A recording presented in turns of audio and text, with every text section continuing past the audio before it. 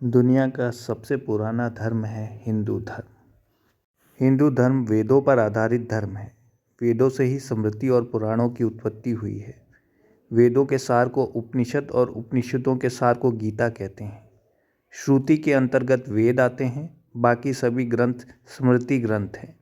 रामायण और महाभारत इतिहास ग्रंथ हैं। उपरोक्त ग्रंथों में जीवन, परिवार, समाज और राष्ट्र को बेहतर बनाने के लिए कई सूत्र दिए गए हैं। यदि आपको हिंदू धर्म के संबंध में अच्छे से जानना है तो आप सभी उपनिषद पढ़ लें। आपको समझ में आ जाएगा कि ईश्वर, सृष्टि, आत्मा और जीवन का रहस्य क्या है। हिंदू धर्म के अनुसार व्यक्तिगत स्वतंत्रता बहुत मायने रखती है, लेकिन ये स्वतंत्रता तभी तक जायज़ है जब तक कि आप दूसरे की स्वतंत्रता में दखल ना दें। स्वतंत्रता का अर्थ परिवार, कुटुंब, समाज या राष्ट्र से स्वतंत्र होने वाली बात नहीं। दूसरों की स्वतंत्रता का सम्मान करना भी जरूरी है। स्वतंत्रता का अर्थ आप किस तरह का जीवन जीना चाहते हैं, उसके लिए कोई सामाजिक दबाव नहीं। आप क्या हैं ये जानने के लिए आपकी आत्मा पर किसी भी प्रकार का बंधन नहीं होना चाहिए। उपनिषद और गीता यही शिक्षा देते हैं। सामाजिक नियमों से जरूरी है आपकी व्यक्तिगत स्वतंत्रता, लेकिन यदि ये स्वतंत्रता समाज को बिगाड़ने या समाज के विध्वंस के लिए उत्सुक है तो यह स्वतंत्रता नहीं बल्कि स्वच्छंदता, विद्रोह या अलगाववाद है। दरअसल हिंदू धर्म व्यक्तिगत स्वतंत्रता का महत्व देता है, सामाजिक नियमों को नहीं। हिंदू धर्म उदारता और सहिष्णुता पर यकीन करता है। इसका अर्थ है कि हम प्रत्येक प्राणी को, पशु, पक्षी, मनुष्य कोई भी हो, समभाव से देखें। इसका मतलब यह कि किसी पर हिंसा नहीं करना और खुद पर भी हिंसा स्वीकार नहीं करना। सहिष्णुता का अर्थ है किसी पर भी आगे रहकर आक्रमण नहीं करना और सहनशील बनना, लेकिन यह अधूरा अर्थ हो सकता है। सहिष्णुता का गलत अर्थ लेने के कारण ही पृथ्वीराज चौहान ने हर बार शत्रु को छोड़ दिया, लेकिन शत्रु ने इसी सहिष्णुता का लाभ उठाकर पुनः आक्रमण कर सब कुछ तहस नहस कर दिया।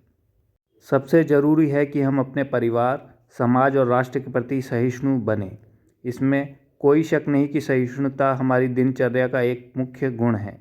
इस गुण को अपनाने से हम सदैव खुश तथा प्रफुल्लित रहते हैं। इसलिए हमें अपनी आने वाली पीढ़ियों को सहिष्णुता के महत्व का बताना चाहिए तथा हमें भी अपने बड़ों से भी ज्ञान प्राप्त करना चाहिए, लेकिन इसकी यह शर्त है कि कोई यदि हमारी सहिष्णुता का सम्मान करता है तो ही सहिष्णु रहा जाए।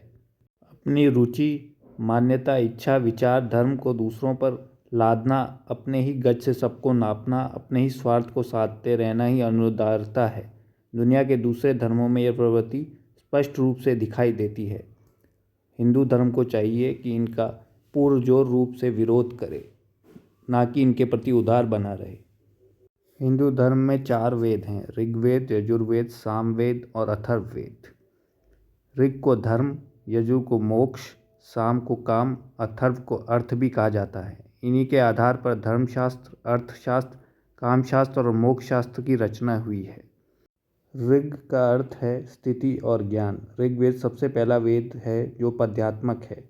इसके 10 मंडल में 1028 सूक्त हैं, जिसमें 11,000 मंत्र हैं। इस वेद की 5 शाखाएं हैं: शाकल्प, वास्कल, अश्वलायन, शाखायन और मंडूकायन।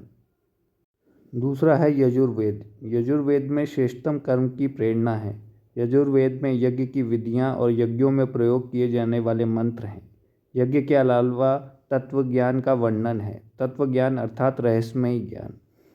तीसरा है सामवेद। साम का अर्थ है रूपांतरण और संगीत, सौम्यता और उपासना। इस वेद में ऋग्वेद की रचनाओं का संगीतमय रूप है।